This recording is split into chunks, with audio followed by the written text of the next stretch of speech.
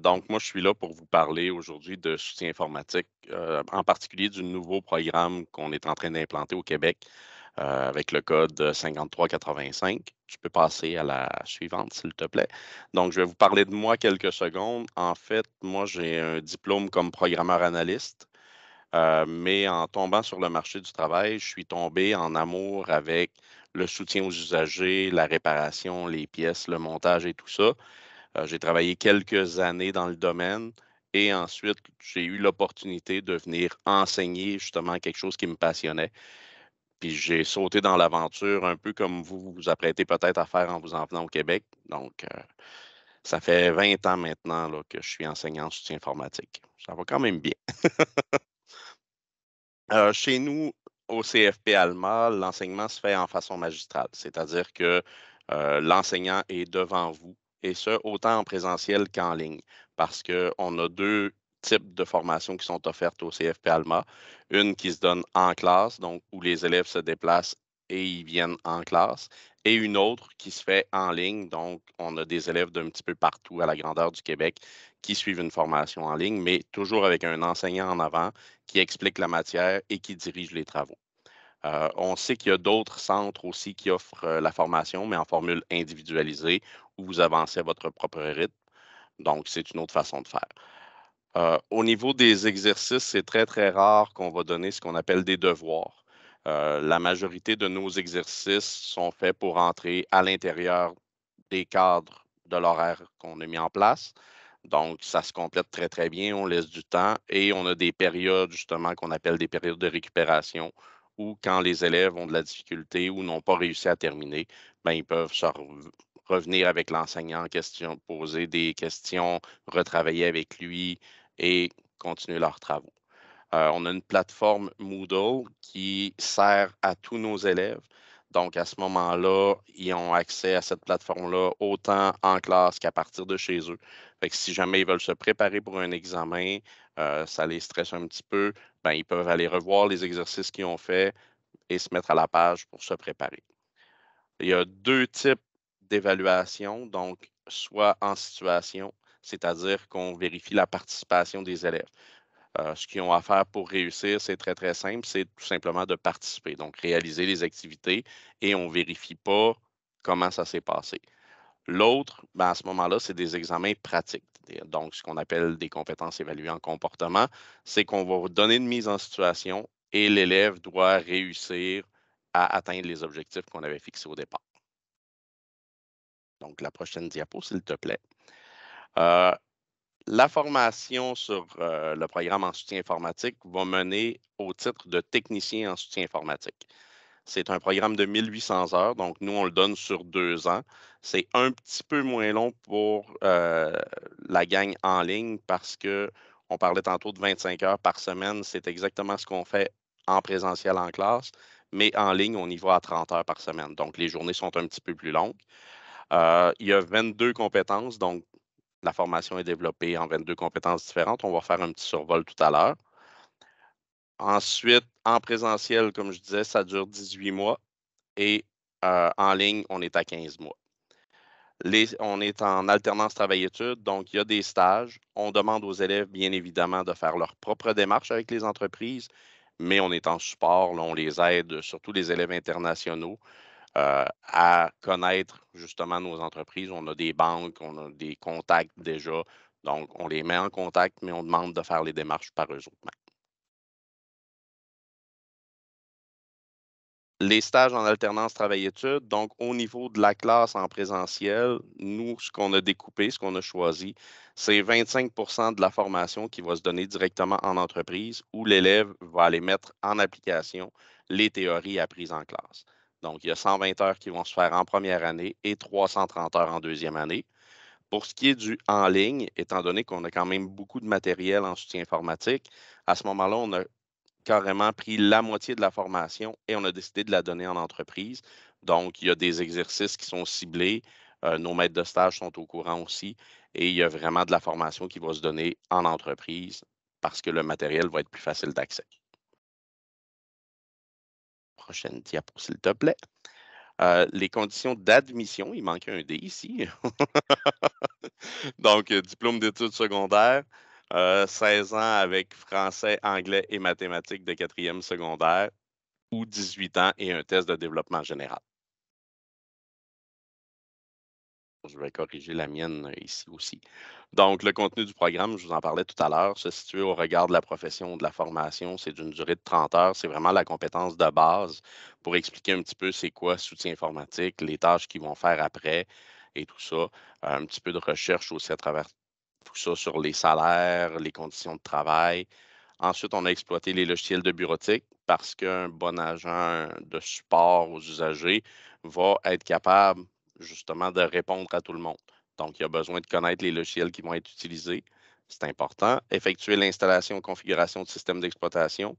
Nous, on travaille beaucoup avec les systèmes Microsoft ici au Québec, mais on va toucher aussi à Linux, on va toucher à du Mac. Donc, on fait vraiment la variété des systèmes qui existent. Méthode de résolution de problèmes, ben, c'est la compétence que j'ai terminée ce matin avec mes élèves ici. Ils étaient en examen ce matin. Euh, En gros, c'est vraiment prendre le temps d'analyser notre façon de penser et de réagir face à des problèmes. Donc, les questions à poser, tout ça. Interagir dans des situations professionnelles. Donc, on donne des étapes. Et encore là, c'est des petites mises en situation où est-ce qu'on se dit, bon, ben, qu'est-ce qui peut arriver en entreprise et comment réagir, comment bien parler à un client, comment gérer un client qui serait en colère, par exemple. C'est des choses qu'on voit là dans cette compétence-là. On fait l'assemblage et installation de postes informatiques. Donc, on prend un poste qui est complètement en pièces détachées et on l'assemble prêt à livrer au client. Installation, configuration de réseaux locaux. Donc, on va parler plus de domicile. Donc, des petits réseaux à domicile, comment placer son routeur, comment faire les droits d'accès pour chacun des usagers, comment partager une imprimante, par exemple. C'est des trucs comme ça qu'on va faire. Gestion de ressources informatiques et matérielles. Donc, c'est plus, cette fois-là, au niveau entreprise, toute la gestion d'un parc informatique. Donc, gestion des priorités, petites réparations, des choses comme ça, le roulement des pièces aussi qui sont changeables. Assurer le bon fonctionnement de périphériques. On va parler de cellulaire, imprimante, euh, toutes c'est ce qu'on appelle les périphériques, donc pas l'ordinateur en tant que tel, mais tout ce qui est rattaché à l'ordinateur. Communication en anglais, c'est 75 heures. Je sais que certains élèves ont peur un peu de voir arriver une communication en anglais, mais le but, c'est très simple, c'est d'être capable de communiquer, par exemple, avec un client anglophone. Donc, comprendre, se faire comprendre, nous, c'est ça qu'on veut. Assurer le bon fonctionnement d'appareils mobiles. Donc, on parlait tantôt de réparation de cellulaires. Là, on va aller plus en détail sur les tablettes, les cellulaires, on va en démonter, on va aller voir comment sont faits à l'intérieur, on va réinstaller les systèmes. Amorcer la pratique de la profession, c'est le premier stage. Donc, là, c'est vraiment, on va reprendre tout ce qu'on a pris en cours, on va aller le faire directement en entreprise. Adeline, s'il te plaît. Merci. Utiliser des commandes système, langage de script. Donc, c'est des commandes dans lesquelles on va, si on veut, passer outre le système d'exploitation. On va se mettre de l'autre côté et on va pouvoir taper nos commandes. Donc, ça va quand même être très, très, très pratique. Il y avait une main levée, j'ai pas vu le nom de la personne. Ah, OK, On pourra pas prendre les questions à l'oral, mais par contre, si la personne qui a levé la main veut l'écrire, il y a pas de problème. c'est bon.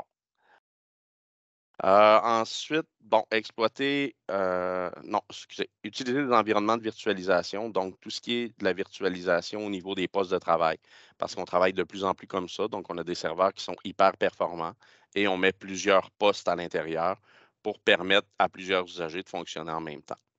Exploiter des serveurs, gérer l'accès aux ressources d'un réseau, donc là, on va y aller, mais plus au niveau entreprise. Comment monter vraiment le réseau avec un gros serveur de données, gérer l'accès à différentes personnes.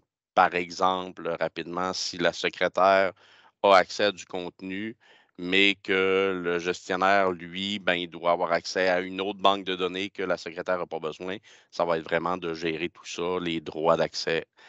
Utiliser un système de gestion de base de données. Donc, on se comprend qu'aujourd'hui, tout est une base de données. Toutes les données que vous faites, le voyage que vous faites sur Internet, tout est fiché. Donc, comment utiliser, comment monter une base de données aussi pour avoir le plus d'informations possible.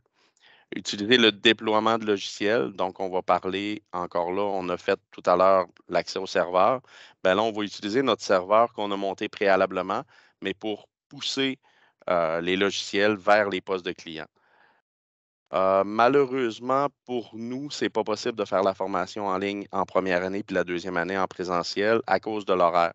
Donc, ça ne concorde pas. Là, on ne peut pas passer d'un à l'autre et vice-versa.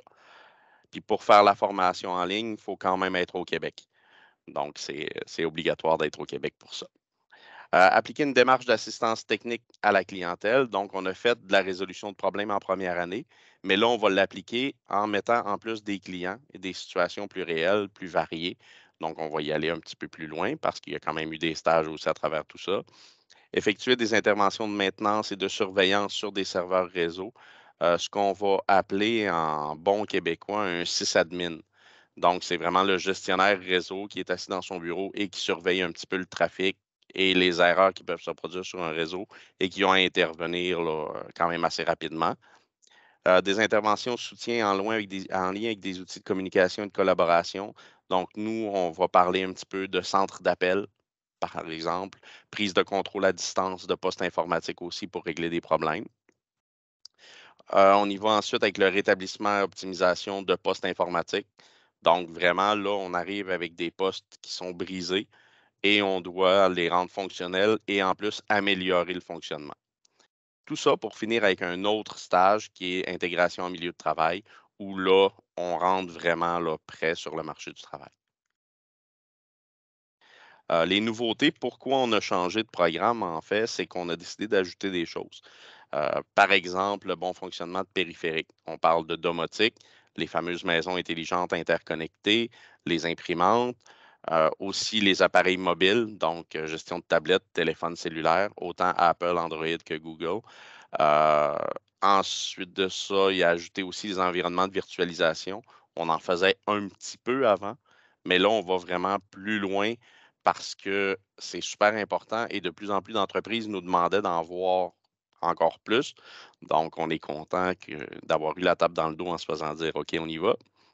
Effectuer le déploiement de logiciels. Donc, là, on y va avec plusieurs systèmes différents et on les utilise. Puis encore là, chaque élève peut pousser les logiciels, mais apprend à utiliser justement tout ça à travers euh, tous les logiciels qui vont être offerts. 3 compétences réseautiques, donc les réseaux locaux, les serveurs et la gestion de l'accès, puis la maintenance et surveillance de serveurs et de réseaux. Donc, on y va vraiment beaucoup plus au niveau réseautique. Pourquoi choisir le programme en soutien informatique? C'est un diplôme qui est hyper recherché par les employeurs. On a des questions euh, terribles. Ça amène directement vers un emploi si c'est ce que vous voulez. Le taux de placement est excellent. Je dirais même jusqu'à vous dire que présentement, nous, on est à peu près à 120 de taux de placement. Je sais que c'est à peu près impossible, mais c'est parce qu'on a des demandes d'emploi qu'on n'est pas capable de combler. Donc, on reçoit des demandes d'entreprise, on n'est pas capable de les combler. Euh, la différence entre la formation en soutien informatique et celle du technicien réseau, c'est que le technicien réseau va se concentrer sur la réseautique. Euh, cette formation-là se donne au collège. Nous, on est en formation professionnelle.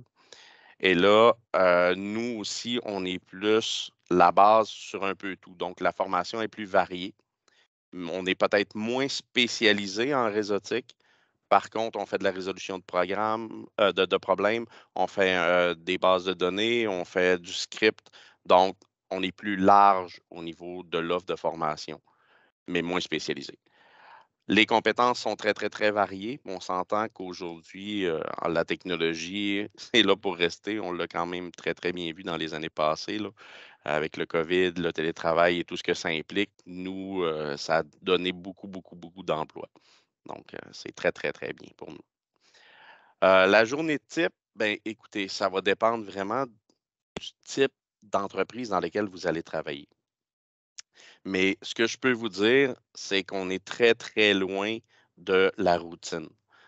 Euh, il peut arriver des journées où ce qu'on se planifie une belle liste à faire, ça va être ça ma journée, et puis, boum, on arrive à un problème majeur, donc on doit tout restructurer notre journée au complet, pousser des événements. Donc, il faut faire vraiment de la gestion de crise à la journée longue.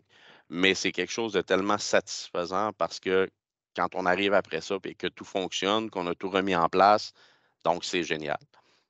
Les qualités requises, bien évidemment, il faut être patient. On va travailler dans des problèmes.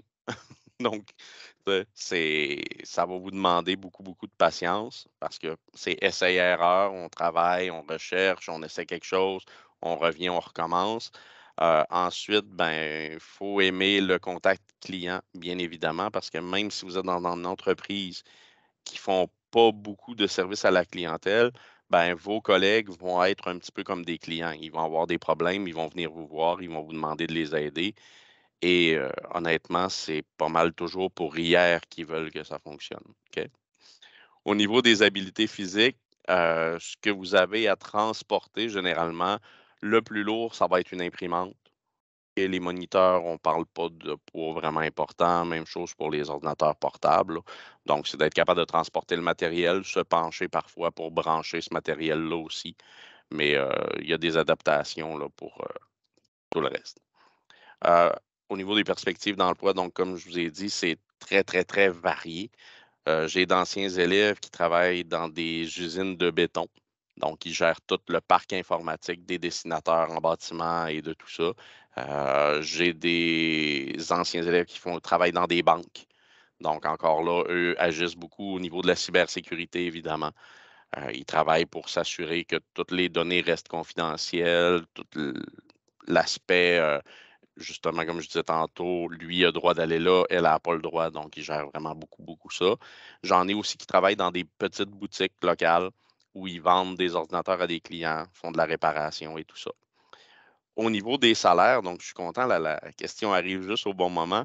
Ça varie selon les employeurs parce que les secteurs sont énormément variés. Si on parle d'un travail en boutique, ben, on va être un petit peu au-dessus du salaire minimum, mais comme il y a des entreprises plus grandes aussi qui embauchent, qui ont des normes, donc à ce moment-là, le salaire peut grimper quand même assez haut. Et on parle aussi de possibilités d'avancement et de perfectionnement. Donc, c'est possible en entreprise ben, de faire un plan et de dire, écoute, moi, je pars par exemple au centre d'appel, je vais être niveau 1, je vais répondre aux clients à la base et je vais avancer après ça dans l'entreprise. Je vais me mettre à gérer d'autres employés et tout ça. Et là, on grandit, puis je vais aller faire un petit cours de perfectionnement, par exemple, en cybersécurité pour devenir de plus en plus essentiel pour l'entreprise. Et là, notre salaire va quand même grimper assez rapidement, là. On peut passer à la prochaine diapo, s'il te plaît. Moi, c'est la dernière de mon côté. Ah, c'est la dernière. Ben, et voilà. Ben c'est bon. Fait que j'espère que ça vous a expliqué un peu plus en détail ce que c'était Soutien informatique. Puis si vous avez des questions dans le chat, ça va me faire plaisir d'y répondre. Fait que je te repasse Ouais. la parole, Adeline. Super. Merci beaucoup, Stéphane, pour cette présentation. Moi, j'avoue que ça m'aide beaucoup aussi parce que on parle beaucoup des formations, mais on sait rarement comment ça se passe exactement. Puis, je trouve que c'est super bien là que tu aies pu nous expliquer comment ça fonctionnait, puis nous parler de tout ça. Donc, si vous avez d'autres questions, Stéphane a répondu à certaines là qu'il voyait passer dans le chat. Mais si vous en avez d'autres, n'hésitez pas à les poser. Je pense que ça lui fera plaisir de vous répondre toujours. Effectivement. Merci beaucoup. Moi, je vais reprendre la main. Donc, si vous êtes intéressé par la formation en soutien informatique, je vous ai listé ici tous les centres de formation au Québec qui la proposent. Et donc, si vous regardez juste là en bas de la liste, vous avez le centre de formation professionnelle Alma, donc là d'où vient Stéphane, là où il enseigne. Donc, si jamais vous êtes intéressé par cette formation, voilà, vous pouvez vous inscrire. Si vous regardez, dans tous ces centres de formation, ils sont répartis dans 9 régions du Québec. Donc, je vous disais, il y a 17 régions au Québec. Vous avez quand même 9 de ces 17 régions qui vous proposent cette formation. Donc, ça peut être intéressant aussi. Vous pouvez aller un petit peu partout. Et donc, si vous voulez pouvoir échanger avec Stéphane, je vais le répéter, il était au centre de formation professionnelle d'Alma.